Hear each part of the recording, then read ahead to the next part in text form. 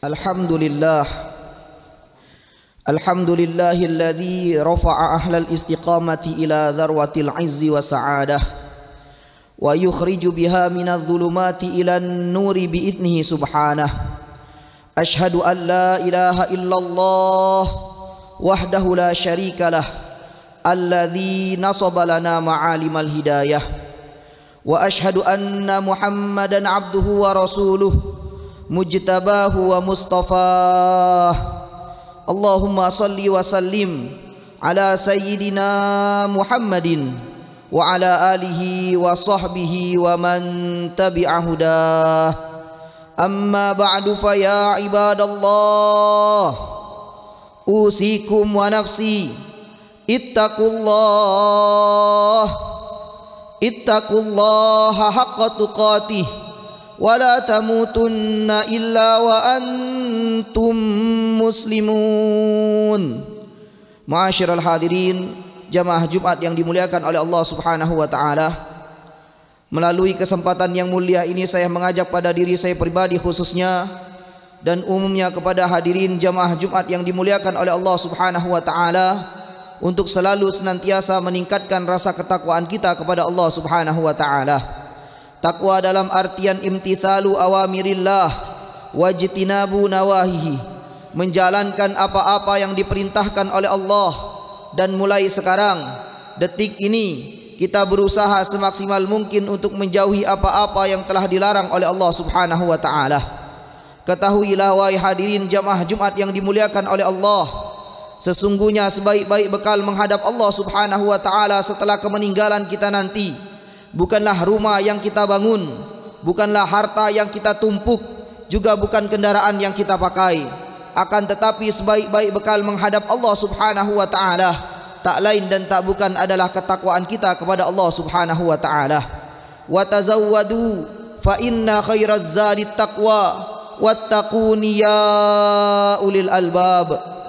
Kaum muslimin jamaah Jumat yang dimuliakan oleh Allah Subhanahu wa taala, Baginda sallallahu alaihi wasallam pernah bersabda, "Salasun muhlikatun, hawa muttaba'un, wa syuhun muta'un, wa i'jabul mar'i binafsihi."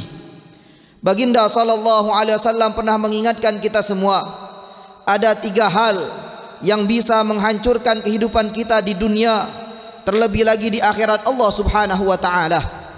Yang pertama, hawa muttaba'un, nafsu yang diikuti. Al-Imam Al-Bushiri pernah berkata, "An-nafsu katifli, in tuhmilhu syabba ala hubbir radha, wa in tabtimhu yanfatim."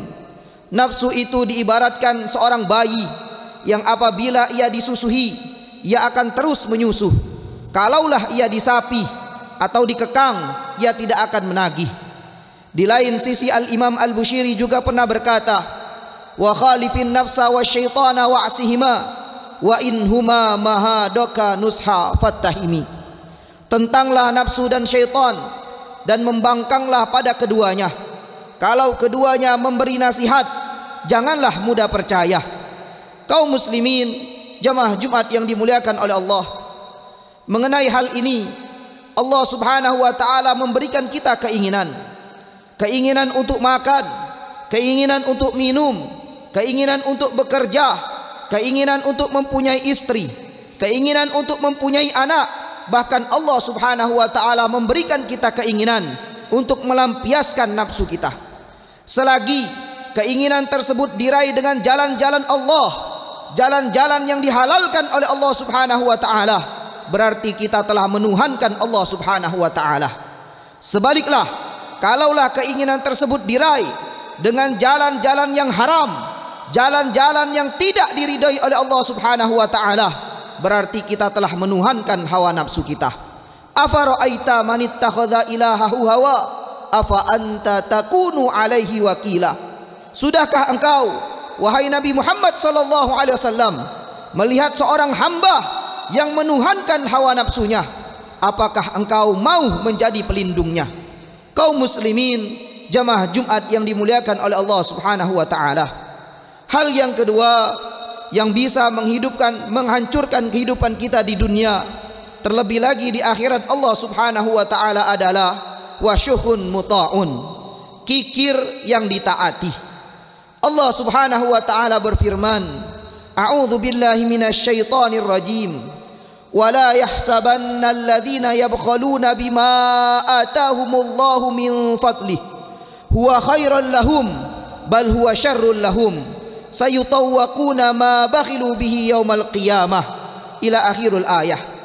Kata Allah Subhanahu wa taala dalam Al-Qur'an, janganlah sekali-kali orang-orang yang kikir dengan apa yang diberikan kepadanya berupa karunia Allah, yakni harta, mengira bahwasanya kikir itu baik bagi mereka, padahal kikir itu buruk bagi mereka.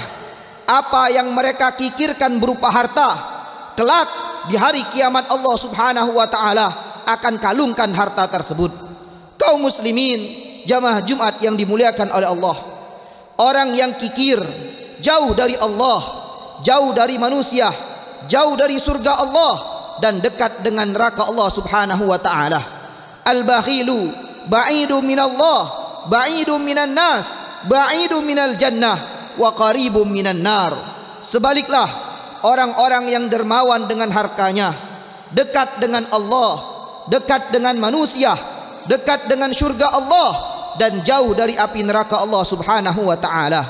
Kaum muslimin jamaah Jumat yang dimuliakan oleh Allah, harta yang dinafkahkan atau dikeluarkan di jalan Allah, baik membangun masjid, untuk panti asuhan, untuk janda-janda tua, anak yatim, pendidikan, dan lain sebagainya, selagi itu diridhoi oleh Allah Subhanahu wa taala, kelak harta yang dikeluarkan tersebut menjadi penolong di akhirat Allah Subhanahu wa taala. Sebaliklah, harta yang kita kikirkan, apalagi yang kita tumpuk, kelak di hari kiamat Allah Subhanahu wa taala akan menjadi azab bagi kita semua. Zillul mu'min yaumal qiyamati sadaqatuhu. Perisai atau naungan bagi seorang mukmin pada hari kiamat adalah sedekahnya. Kaum muslimin jamaah Jumat yang dimuliakan oleh Allah, yang terakhir kata Nabi SAW, hal yang bisa menghancurkan kehidupan kita di dunia, terlebih lagi di akhirat Allah Subhanahu wa taala adalah wa ijabul mar'i binafsihi, membanggakan dirinya sendiri, bangga dengan kekuatannya, bangga dengan kedudukannya, bangga dengan hartanya, bangga dengan apa yang dipunyanya, padahal semua itu Allah Subhanahu wa taala yang memberikan kepadanya. Ia tidak sadar bahwa bisa saja satu detik yang akan datang Allah akan ambil semua apa yang telah diberikan Allah Subhanahu wa taala kepadanya.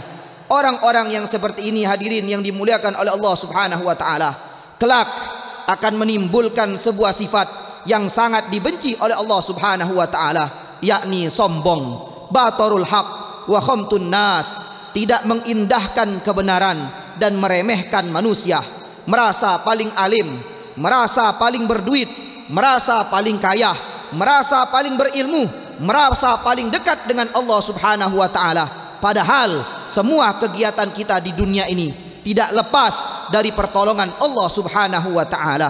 Allah Subhanahu wa taala berfirman, "Wala tusair khaddaka linnas, wala tamshi fil ardi maraha, innallaha la yuhibbu kulla mukhtalin fakhur."